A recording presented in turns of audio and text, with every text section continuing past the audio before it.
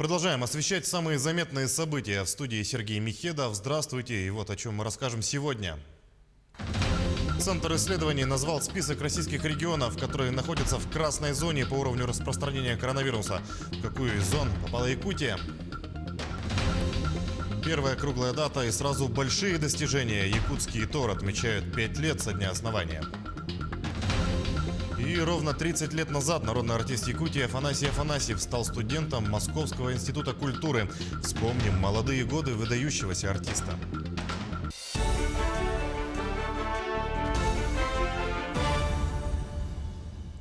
Пожар на нефтескладе в селе Соскалах полностью ликвидирован. Об этом на заседании КЧС сообщил руководитель группы тушения, первый вице-премьер Якутии Алексей Колодезников.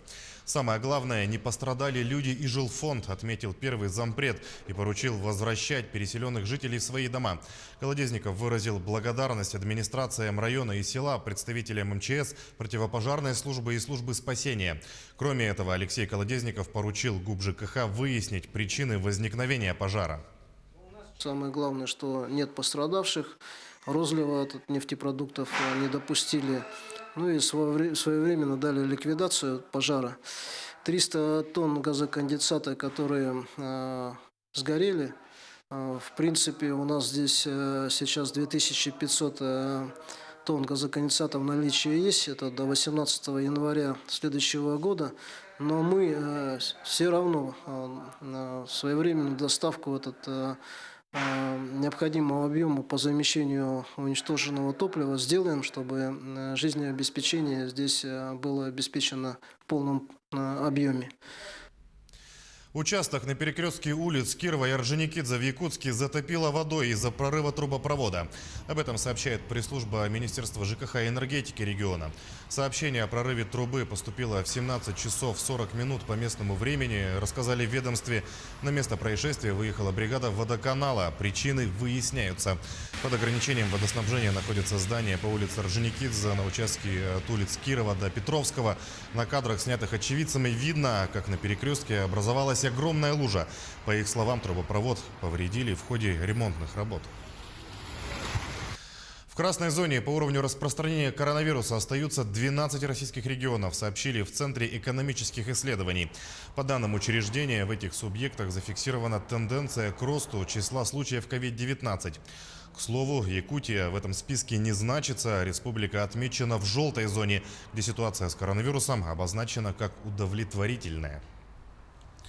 Между тем, 45 новых случаев COVID-19 в республике выявили за минувшие сутки. Об этом сегодня сообщила заместитель руководителя оперштаба региона Ольга Балабкина. Так, в Якутске выявили 20 новых случаев, в Мирнинском районе 4, в Татинском районе 3 заболевших. В Нерюнгринском, Верхневилюйском, Мегино-Кангаласском, Нюрбинском районах зафиксировали по 2 новых случая коронавируса.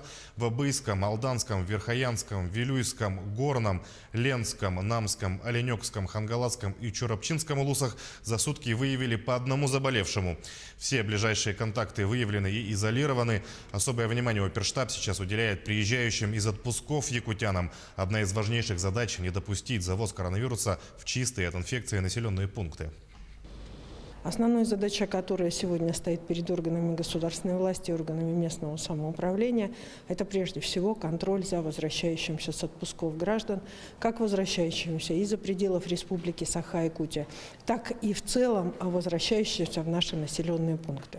В республике действительно большинство населенных пунктов осталось чистыми от коронавирусной инфекции.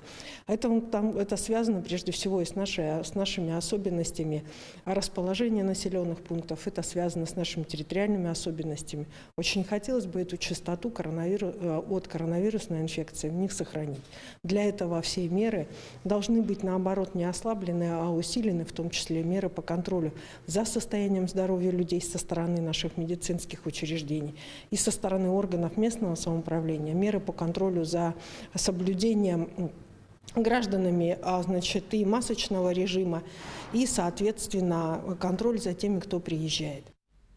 Русская миссия в Центральноафриканской Республике передала Министерству здравоохранения страны партию аппаратов искусственной вентиляции легких. Церемония состоялась в госпитале Комьюнитер. Об этом нашему телеканалу сообщил наш специальный корреспондент в Центральноафриканской Республике Александр Переездов. Здравствуйте, Здравствуйте, уважаемые коллеги. В этот день рад передать аппараты ИВЛ от лица русской миссии Министерства здравоохранения ЦАР. В столь нелегкий период бушующей пандемии во всем мире данная аппаратура позволит качественно и эффективно лечить жителей Центральноафриканской Республики. Мы рады посодействовать в этом вопросе в столь актуальный период. Хочется отметить, что в целом уровень оказания медицинской помощи в стране значительно вырос в последние годы, что наверняка является следствием политики действующего президента ЦАР, направленной на поднятие уровня качества жизни и здоровья местного населения. В свою очередь, главный врач госпиталя Абель Асае поблагодарил российскую сторону и отметил своевременность этой помощи. Он также подчеркнул, что такая миссия говорит об эффективности сотрудничества между нашими странами. Наша больница с радостью принимает эти подарки. Мы уверены, что эти аппараты помогут нам оказать более качественные медицинские услуги нашим гражданам, так нуждающимся в особом уходе в это непростое время. От имени Министерства здравоохранения Центральноафриканской Республики и руководства нашей больницы мы благодарим русскую миссию за такую высокую поддержку. Росавиация открыла для международных полетов еще 3 города. Российские и иностранные авиакомпании теперь могут летать за границу из Казани, Калининграда и Новосибирска. Регулярное авиасообщение с некоторыми странами Москва возобновила 1 августа. Так, из Москвы, Санкт-Петербурга и Ростова-на-Дону разрешили летать в Лондон и Стамбул. А 10 августа возобновились полеты в турецкий Даламан, Бодрум и Анталию. 15 августа открылись рейсы в Швейцарию. Первую круглую дату отмечают сегодня территории опережающего развития в регионе. С какими результатами резиденты подходят к 5-летию ТОР? Об этом материал Юлии Великодной. 22 предприятия республики получили статус территории опережающего развития с момента запуска в 2015 году. За время существования компании вложили в свои проекты 2 миллиарда 800 миллионов рублей и создали 250 рабочих мест. Отмечается, что реализация всех проектов увеличит объем инвестиций до 12,5 миллиардов рублей. 1370 местных жителей смогут трудоустроиться на новых предприятиях. Первые воды предприятий стартовали в 2017 году. Так, компания «Биге» производит акриловые краски. «Теплый край» наладила выпуск сэндвич-панелей, изготавливает твердотопливные котлы длительного горения. Начала компания «Сахалипснели». «Резидент» наладил производственную линию полного цикла. Цех получает листовой металл, из которого выпускают 8 видов котлов – водогрейных и воздухогрейных, комплектующих к ним и дымоходов.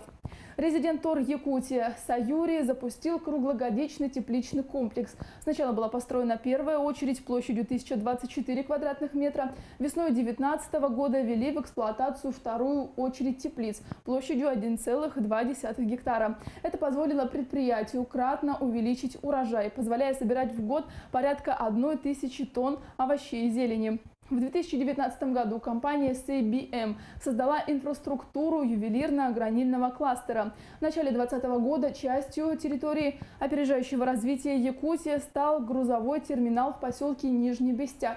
Он призван облегчить проблему завоза в Заполярье жизненно важных грузов, которая стала актуальной в последние десятилетия из-за обмеления реки Лены, одной из главных транспортных артерий Якутии. В июле 2020 года преференциальная территория расширилась еще на один проект – «Полярная звезда».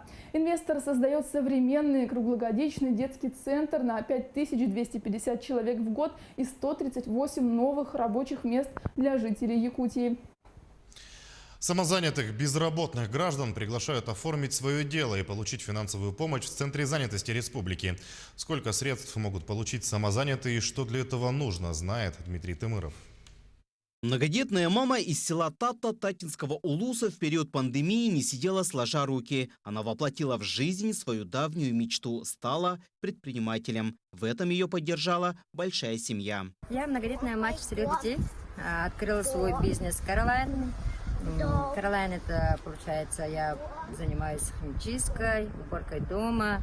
По словам Татьяны, она очень рада, что стала участником государственной программы и получила поддержку. Ведь не каждому удается реализовать свою мечту, да и еще получить безвозмездную финансовую помощь. Я многодетная мать, да, и с 6 детьми не можно никак не уладить. Из-за этого, если всегда постоянно работать там 12 часов в сутки, то это уже даже дома на времени не хватает. Но когда я открыла свой бизнес, то у меня все и деньги есть, и деньги, и время на детей. В новом для семьи бизнесе ей помогают своей поддержкой не только родные и близкие, но и друзья. В этом бизнесе я сама не работаю. У меня тоже есть подруги, которые там многодетные матери.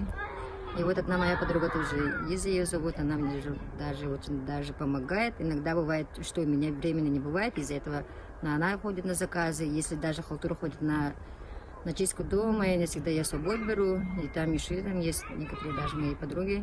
Для реализации программы содействия занятости населения Республики Саха-Якутия на период 2020-2024 годы в этом году предусмотрено порядка 57,5 миллионов рублей.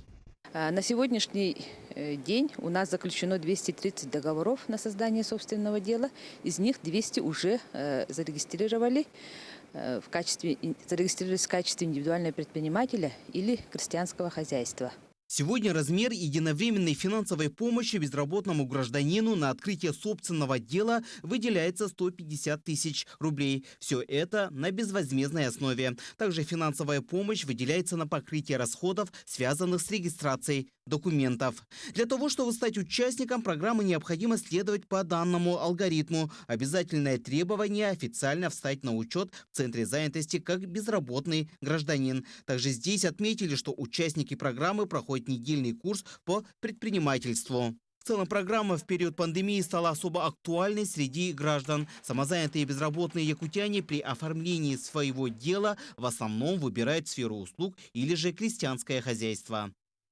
Основными направлениями деятельности являются, это, во-первых, производство пищевых продуктов, это пекарни, кондитерские изделия, безалкогольные напитки. Второй по популярности идет сфера услуг, парикмахерские, салоны красоты. И далее сельское хозяйство и строительство. Центр занятости республики в этом году должен охватить более 350 самозанятых безработных граждан. Государственная программа будет работать и в последующие годы. И Центр просит безработных граждан стать ее участником и занять себя любимым делом. Дмитрий Тымыров, Григорий Охлопков, Якутск. Пандемия обозначила важные вызовы для всех отраслей культуры. Новые условия затрудняют посещение и работу со зрителем. Разрабатываются и внедряются новые формы работы, такие как интерактивы. Перед учреждениями культуры стоит острый вопрос возобновления деятельности. Ведь онлайн-режим не заменит живое общение, соприкосновение с прекрасным, которое возможно только вживую. Для этого важно принять все меры безопасности для зрителей и работников. Эти и другие вопросы обсудили представители учреждений культуры республики с исполняющими обязанности премьера Якутии Андреем Тарасенко.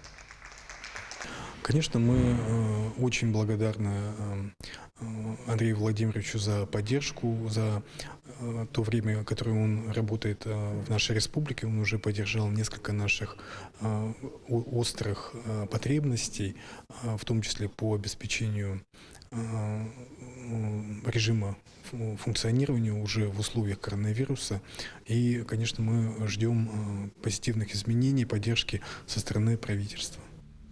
Ровно 30 лет назад народный артист Якутии, заслуженный артист России и Республики Афанасий Афанасьев стал студентом Московского государственного института культуры. Спустя годы он вновь вернулся в свою альма-матер.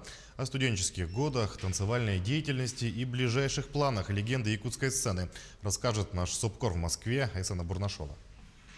Ему подвластны и ритмы страстной сальсы, чувственной бачаты и даже аргентинского танго. О зажигательной ламбаде и речи быть не может. Это он, Афанасий Афанасьев, первым в Якутии начал продвигать в массы латиноамериканские танцы. Слушайте, мне кажется, у нас очень-очень неплохо получается. И они вот такие всякие различные. Закружиться в ритме танца на раз и два. Свои 56 мистер Ламбада Афанасий Афанасьев даст фору любому. Отлично! Браво! Именно в стенах Московского госинститута культуры Афанасий Афанасьев и начал наращивать свое мастерство. В 87-м он поступил на кафедру хореографии. Харизматичного и пластичного юношу заметили сразу. Вступительные испытания якутянин прошел успешно. Он показывал все движения по классическому танцу, по народно-сценическому танцу. Комиссия приемная влюбилась, потому что у него очень хорошие были линии. Он был легкий, выразительный. И мы увидели, что это в дальнейшем будет очень хороший специалист в области хореографического искусства. После 4 лет обучения Афанасий с отличием окончил институт. И с того момента танцевальная индустрия Якутии обрела новые ритмы. Там очень модно было современные танцы, бразильские танцы, брейк-данс, там всякие хип-хоп. Я вот эту моду, молодежную моду, да, я туда вот привез. И я вот при филармонии я ставил современные танцы, латиноамериканские танцы. И потом это вот пошло вот такой вот волна вот такая молодежная, современное дыхание вот пошло. Артист не забывал и о национальных танцах. Якутяночка, танец батура, юкагирский ландол. Стремительно Афанасий стал народным любимцем. И тогда получается, что вы сделали для Республики Якутия большую, огромную пользу. Обязательно. Не только движенческую, там, я не знаю, а педагогическую. У Афанасия увесистый бэкграунд. Работа в государственном ансамбле танца Якутии. Многочисленные постановки, преподавание, невероятная гастрольная деятельность. На его счету 5 разноплановых сольных программ. Проект «Танцы плюс», танцевальный бум от ретро до хип-хопа. Артист до сих пор предан профессии, проводит флешмобы и мастер-классы и не планирует останавливаться на достигнутом. Я хочу еще вот конкурсы делать, фестивали якутских танцев, якутских современных танцев, якутских танцев осохой. Вот это наша национальность. Я сейчас пытаюсь поступить в аспирантуру и там дальше себя попробую на искусствоведа. Айсена Бурнашова, Джур Березкин, Москва. На этом наш выпуск подошел к концу. Всего доброго и до свидания.